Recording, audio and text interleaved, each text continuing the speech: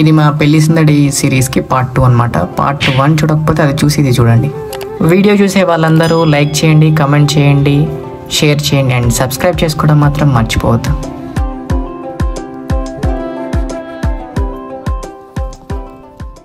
So guys, సక్సెస్ఫుల్గా marriage complete అయిపోయింది.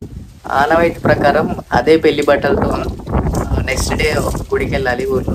So మా ఊళ్ళో ముత్యాలమ్మ తల్లి టెంపుల్కి వచ్చేసినాం అండ్ మా ఫస్ట్ బుక్ కూడా ఇక్కడనే తెచ్చుకున్నాం. ఎందుకంటే బుజ్జిని పెళ్లి చేసుకోవాలని చెప్పేసి నేను చాలా దేవుళ్ళకు మొక్కుకున్నా. అందరి దేవుళ్ళలో ఈ ముత్యాలమ్మ తల్లి ఫస్ట్ మొక్కు ఇక్కడే తీర్చేసుకున్నాం. 5 hours later.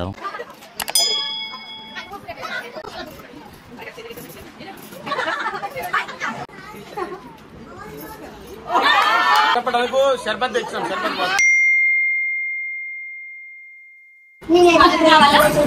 ప్రపోజ్ ఏం చేయలేదు కానీ జస్ట్ చిన్న అడిగాను, నేనంటే ఇష్టమా అని అడిగాడు.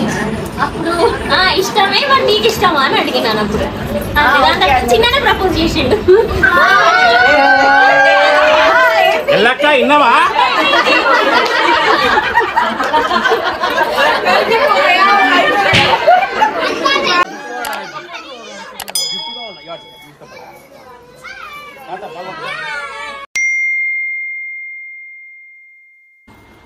చిన్నలో ఏం నచ్చిందంటే చాలా బాధ్యతగా ఉంటాడు. ఫస్ట్ ఆఫ్ ఆల్ ఏదున్నా లైఫ్ తీసుకోడు.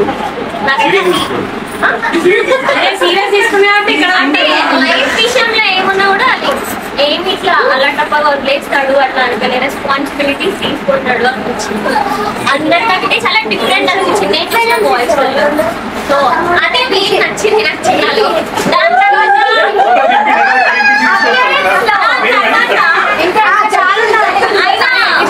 మంచి తీసాడు కదా,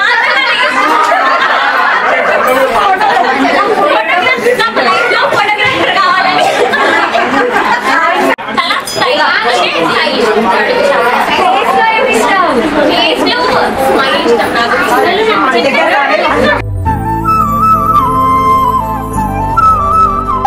అదంతా అయిపోయి తనే నా గర్ల్ ఎట్లా అనుకున్నావు నువ్వు? తనే వచ్చింది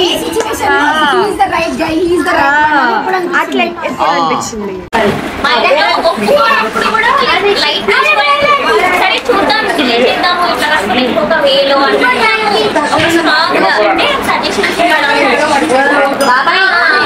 లైఫ్ లో కలిసే ఉండాలి అన్నట్టు.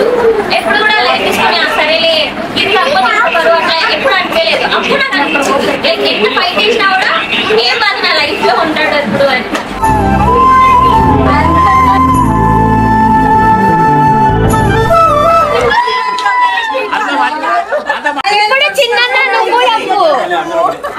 నీకెప్పుడు అనిపించింది తనే రైట్ అని? ఇంట్లో ఒప్పుకోకుండా కానీ తను నాతోటే వస్తుందని ఎట్లా అనిపించింది? అది నేను ఒప్పించుకునేదాన్ని.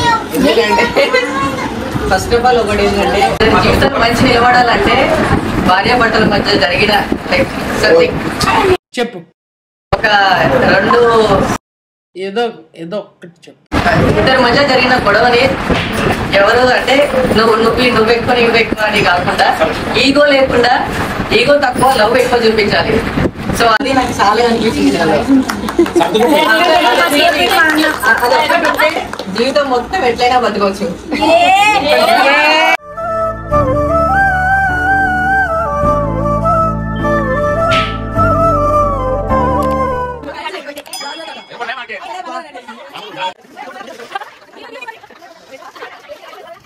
జీవిత సారాంశం కనపడుతుంది. Silly feel most entertainment feel అవుతున్నాడు.